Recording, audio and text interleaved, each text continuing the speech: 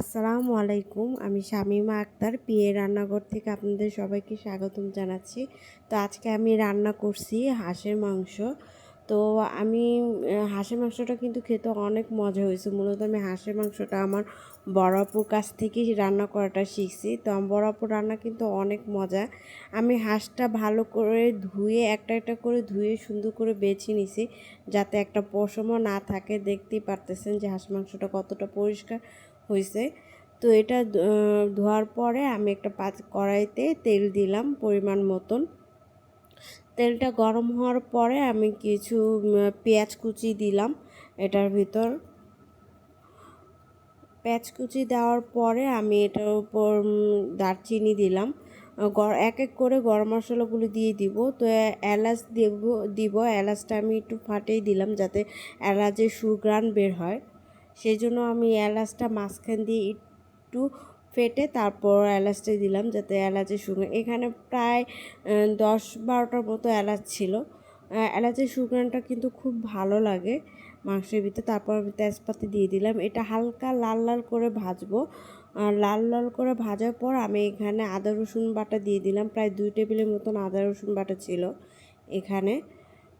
তো আদা রসুনটাও আমি ভালো করে কষে নিব যাতে আদা রসুনের একটা যে স্মেল আছে এটা না থাকে। যখন আদা রসুনটা কষাবেন দেখুন সুন্দর একটা স্মেল আসবে। যখন এটা গ্রানটা আসবে তখন আমরা এখানে একটু লবণ দিয়ে দিব। আগেই লবণটা দিলাম যাতে সব কিছুর সাথে লবণটা ভালোভাবে মিক্স হয়।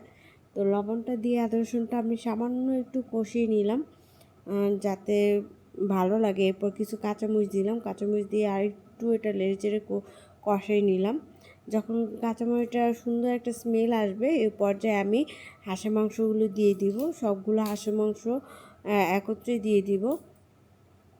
দেওয়ার পরে হাঁসের মাংসটা আমি একটু আদা রসুন পেঁয়াজ বাটা এগুলোর সাথে একটু ভালোভাবে মিক্স করে নিব, যাতে কোথাও আদা রসুনটা যাতে না থাকে জমাট বেঁধে। সেই জন্য এটা আমি হালকা করে মিক্স করে নিব মাংসটার সাথে। দেখতেই পারতেছেন যে আমি মাংসটার সাথে খুব সুন্দর করে আদা রসুনটা মিক্স করে নিলাম। এর পর্যায়ে আমি বাকি যে মশলাগুলো আছে ওগুলো দিব। এখানে আমি প্রথমে হলুদের গুঁড়া দিলাম।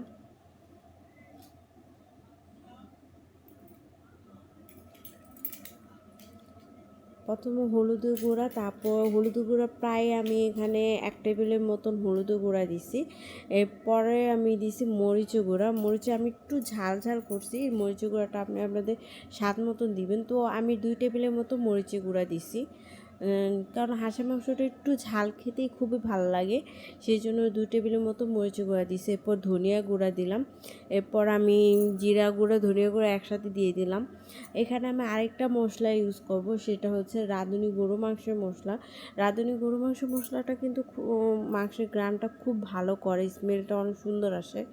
আমার খুব ভালো লাগে, তাই আমি যে কোনো গরু মাংসের মধ্যে আমি রাঁধুনি গরু মাংসটা মশলাটা ব্যবহার করি। তাহলে কি এটা একটা অন্যরকম একটা গ্রান আসে। তো মশলাগুলো আমি সুন্দর করে মিশিয়ে নিলাম যাতে কোনো প্রত্যেকটা মাংসের গায়ে মশলাটা ভালোভাবে লাগে, ওইভাবে আমি মিক্স করে নিলাম।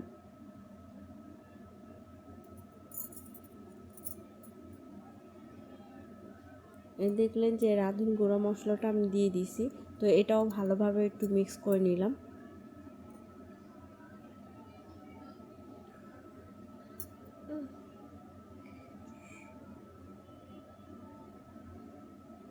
হালকা হালকা করে নেড়ে দিলাম যাতে নিচে তলানিতে না লেগে যায়।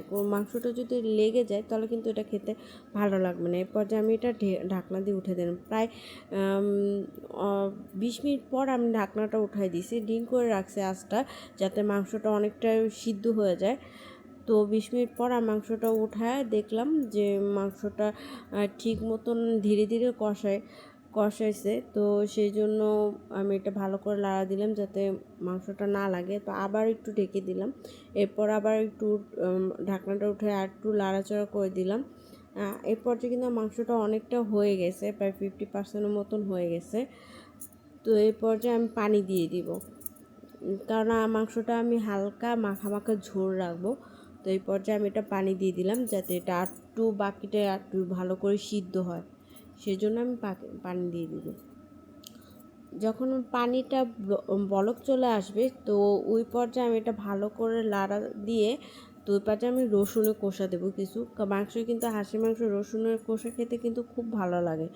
তো আমার হাজব্যান্ড খুব পছন্দ করে। আমি এখানে যদি দেশি রসুন থাকতো তাহলে আর দিলে আর একটু ভালো লাগতো, কিন্তু আমার বাসায় দেশি রসুন ছিল না, তাই আমি ইন্ডিয়ান রসুনটা একটা একটা করে খোসা ছাড়িয়ে তো এখানে দিয়ে দিছি। রসুন খোসাটা আমি একটু দেরি করেই দিছি, কারণ রসুন ইন্ডিয়ান রসুন তো আবার খোসা ছাড়িয়ে দিছি যাতে এটা গলে না যায়, গলে গেলে আবার অতটা ভালো লাগবে না। আস্তে আস্তে থাকলে ওই রসুনটা খেতে খুব ভালো লাগে। এ পর্যায়ে আমি একটু ঢেকে দিলাম। প্রায় আরও 15 মিনিট পর উঠিয়ে দেখলাম যে মাংসটা কতটুকু সিদ্ধ হয়েছে। আমার মাংসটা প্রায় হয়ে গেছে, মাংসের ঝোলটা একটু শুকাবো, এরপর আমার মাংসটা অনেকটা হয়ে যাবে। তো সবার লাস্টে আমি কিছু কাঁচামরিচ দিব, কাঁচামরিচটা দিব মাংস তরকারিটা ওঠানো 10 মিনিট আগে কাঁচামরিচটা দিব, যাতে কাঁচামরিচ একটু সুন্দর একটা স্মেল আসে। তো আমার মাংসটা অনেক হয়ে গেছে, আল্লাহর রহমতে মাংসটা খেতে